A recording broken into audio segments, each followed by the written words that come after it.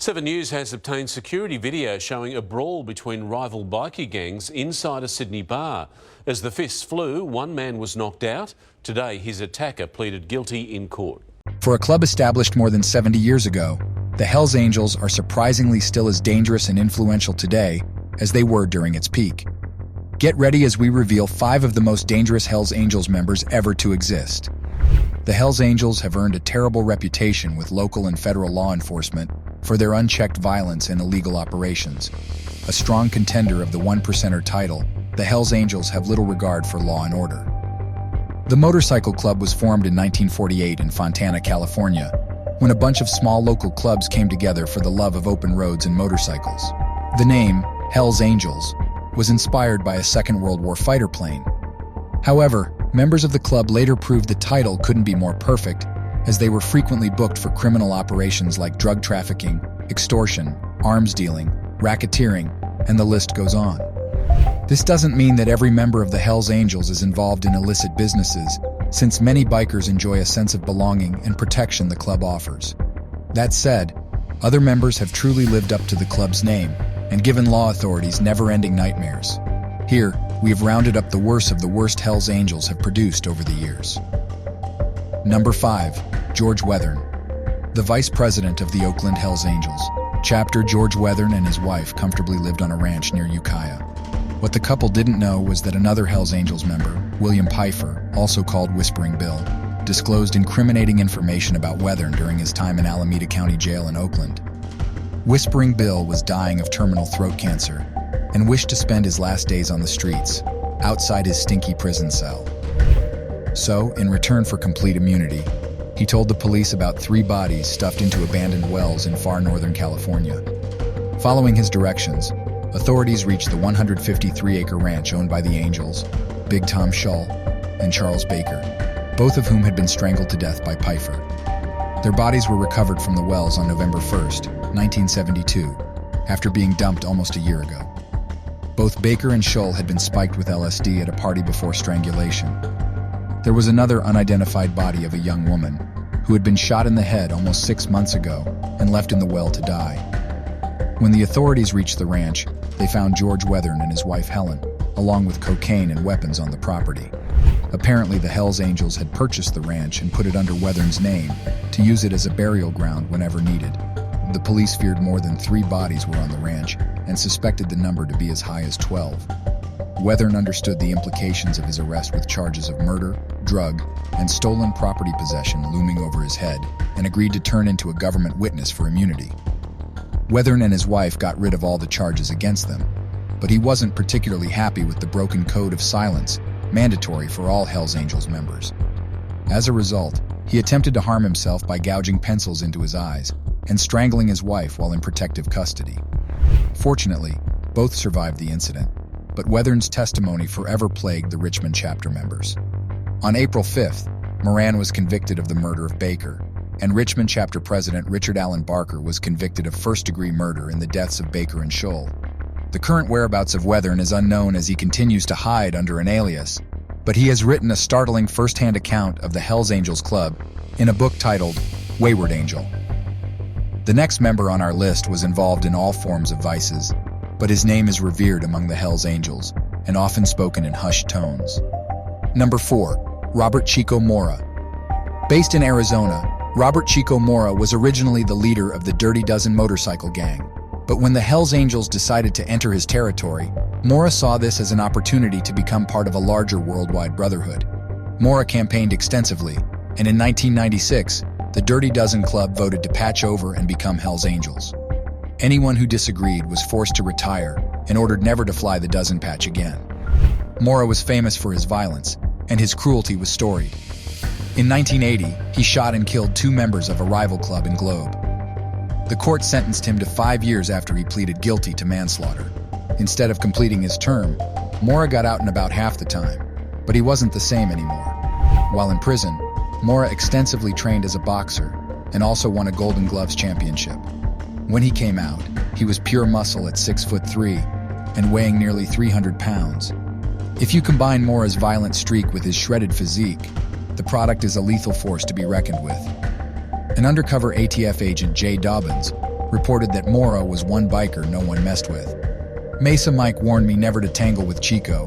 He'd kill anyone, cop, woman, child, dog, bunny, rabbit, even a Hells Angels brother if he deserved it, without losing a wink of sleep. Mora was involved in all kinds of illegal activities, but was hardly ever convicted. In 2004, he was hit with a federal charge of possessing body armor, with intent to sell, and sentenced to 18 months in prison. However, that conviction was later reversed on appeal. Everyone feared Mora, rival gangs, cops, and fellow Hells Angels. Recalling a brawl in Tucson, Slut Doug Wistrom, a former dozen member who patched over with Mora, said that the duo once took on a rugby team outside a bar after things got heated. One witness who saw Mora in action that day narrated that the Hells Angels member was flinging rugby players off himself as if they were paper dolls. Once Wistrom jumped on him in total darkness to tackle him by surprise, but instead, he was the one lying on the ground at the end. That's how mighty Mora was. When the notorious Hells Angel passed away in 2014, a parade of more than 300 bikers ushered Mora's gigantic casket to the grave. Even Sonny Barger attended the funeral. Chico's little sister later revealed that Barger accepted a bitter truth at Mora's funeral. Can you guess what he said? I don't want to admit this out loud, but Chico was the only one who ever put me on my ass. And then he helped me back up. No wonder Mora is still revered among Hells Angels. The next Hells Angel murdered his victim in broad daylight while he was being taped. Can you imagine the nerves of the man? Number 3. Alan Passaro. Here's a Hells Angels member who was charged with the murder of an 18-year-old African-American, Meredith Curly Hunter Jr. The unfortunate incident occurred in 1969 when the Rolling Stones planned a free concert at the Altamont Speedway in Northern California. Instead of hiring a professional security service, the Hells Angels were called to maintain law and order during the show. Don't you think the Hells Angels were a surprising choice considering their reputation for violence and racketeering? Unfortunately, things quickly spun out of control as the free concert attracted a large number of music enthusiasts from across the country, more than 300,000 people. An overcrowded premise combined with drunk Hells Angels resulted in catastrophe. Fights were breaking out between the audience and Hells Angels members, right, left, and center. But what happened to Hunter was utterly unexpected. Hunter climbed on top of a speaker box during the concert and got into a scuffle with 2 Hells Angels. One of them reached over and grabbed Hunter by the ear and hair, yanking on it, thinking it was funny. Hunter moved away from the unidentified Angel member and was caught by another who punched him in the face. At this point, Hunter knew he was terribly outnumbered and tried to run away, but 4 other Angels jumped on him and began thrashing him. Feeling cornered and helpless, Hunter pulled out his gun and held it up in the air. This is when Alan Passaro stepped in and stabbed him in the neck and in and around the kidney. Other members gave Passaro cover and continued to beat Hunter up. Can you believe that moments before Hunter died, audience members lifted his body onto the stage? How do you think the Angels reacted to a dead body center stage in a concert they were hired to provide security? Believe it or not, Hells Angels members simply pushed the body off the stage. Passaro was charged with the murder of Hunter, but the video evidence his defense presented in court clearly showed Hunter holding a gun. Hence, Passaro's attorney convinced the judge that his actions were in self-defense. Passaro was acquitted of all charges, but many contested that the judgment was based on the excerpt shown in court and that the whole story wasn't considered.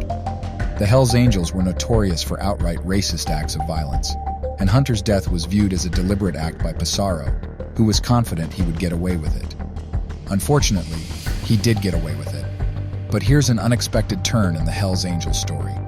Alan Passaro died mysteriously on March 29, 1985, and his body was found in Anderson Lake in southern Santa Clara County. Although foul play was never confirmed, Passaro's drowning left several questions unanswered. How do you think he died? Brace yourself as we reveal the next most fearsome Hells Angel. Number 2. Yves Apache Trudeau. A Hells Angel considered Canada's most prolific hitman, Apache Trudeau was a killer with zero respect for human life. His criminal career began when he joined Montreal's Popeyes Motorcycle Club in 1968. At the time, Popeyes were known for gangster activities like extortion, theft, drugs, and prostitution. However, Trudeau was a little different from his fellow bikers in his fascination for weapons and bombs. He even worked at an explosives factory to hone his skills, which would later become his trademark. Over time, Popeyes grew in wealth and power, a fact that didn't please rival biker gangs like the Devil's Disciples and the Ontario-based Satan's Choice. What followed was extreme violence that cemented Quebec's reputation as one of the most dangerous places for organized crime. The rivalry was so intense that by 1975, the Devil's Disciples disbanded as 15 of their members got killed by another criminal group. At the same time, other motorcycle gangs in the U.S., like the Hells Angels and Outlaws, saw Montreal as an opportunity for territorial expansion. Eventually, 5 chapters of Satan's Choice patched over and joined the Outlaws, while the Poppies patched over to the Hells Angels in 1977. What the Hells Angels didn't know at the time was that their gang had earned a notorious killer, Trudeau. When Trudeau became a Hells Angel, he had already committed 4 murders. According to witnesses, he cut off the head of one of his victims, which earned him the nickname Apache. His 5th murder was within weeks of joining the Angels, when he shot an outlaw member outside a bar in Montreal's Little Italy. The killing triggered a full-fledged war between the Outlaws and Hells Angels. But his killing career truly flourished in the 1970s and 80s as he gunned down several men at their homes and planted bombs in their vehicles. Trudeau didn't care who else died, along with his intended victim. From girlfriends to wives, he didn't spare anyone. His reputation as an explosives expert earned him another nickname, the Mad Bumper. What made matters worse was Trudeau's coke addiction, which clouded his judgment. He murdered the grandmother of a former Hells Angel he believed was informing on the club, along with the suspected snitch and his wife. Trudeau was so professional and meticulous that he began receiving contracts from outside the Hells Angels. The prolific killer admitted having shot, stabbed, beaten, and dynamited more than 40 people. But the Lennoxville Massacre of Mac 24, 1985, is the killing Trudeau is most closely associated with. Here's how the massacre unfolded. A week before the incident, Trudeau sensed something big was about to happen, so he quietly booked himself into a detox center in Oka, west of Montreal. Some Hells Angels members planned a coup against 4 fellow members, wrapped them in sleeping bags, chained them to concrete blocks, and dumped them in the river. Can you believe that Trudeau was supposed to be one of the victims? Frustrated by his cocaine addiction and paranoia, Trudeau became a government informant and was granted a lenient sentence in exchange for cooperation. Trudeau got out of prison on parole in 1994 and took the alias Denny Cote. However, he couldn't stay out of trouble for long and found himself behind bars in March 2004 for sexually assaulting a young boy. In 2007, Trudeau was diagnosed with cancer and transferred to a medical center, where he breathed his last a year later. A quiet end to an explosive lifetime, wouldn't you agree? The next angel on our list was famed for his violence and intimidation techniques that made him Montreal's drug kingpin. Number 1. Maurice Boucher. Meet Maurice, Mom. Boucher, a Hells Angel with a simple rule: submit to my will or die. Maurice was born in 1953 into a family of 8 siblings, a brutal alcoholic father, and a mother who spent her days making amends. His father worked in the construction industry dominated by the mafias of that time. Hence, Maurice realized early on that violence and force were weapons of the powerful, and that he too could accomplish what he desired by force. A school dropout, Maurice was heavily into drugs and alcohol, addictions that led him to a life of crime. The first time he got arrested was in 1974 for robbing a grocery store. But instead of cleaning up his act, Maurice decided to delve deeper into the world of organized crime. Maurice became part of the SS, a white supremacist motorcycle gang, but he stayed under the police radar for his petty crimes. However, he joined the big leagues when the SS shook hands with the Hells Angels, who wanted to expand from Quebec to the rest of Canada.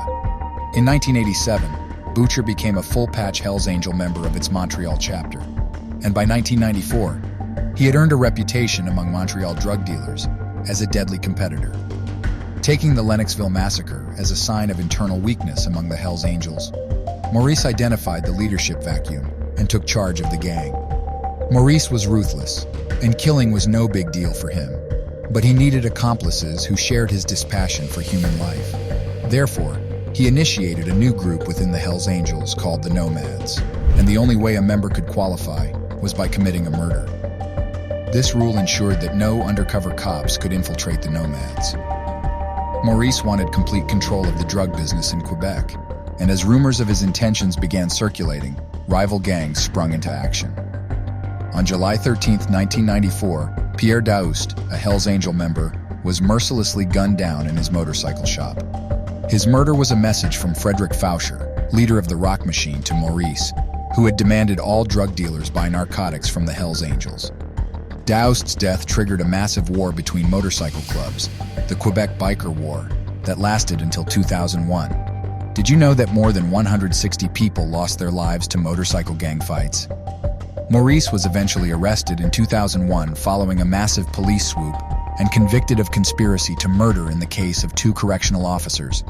He was given a life sentence with no possibility of parole for 25 years. But despite being locked up in prison, Maurice continued his life of violence. Passing messages through his daughter during prison visits, he ordered the killings of rivals in the criminal underworld. But this time, his own gang was out to get him because of the negative image Maurice had created of the Hells Angels. A contract was put out for him to be killed in prison, but Maurice outsmarted his killers and managed to survive the attacks. However, he could not beat cancer, which eventually took his life in 2015. Maurice Boucher was 69 at the time of his death. Thanks for sticking with us to the end. Remember to like this video, subscribe to our channel, and press the notification bell for more shocking facts about the ruthless biker gang, Hells Angels.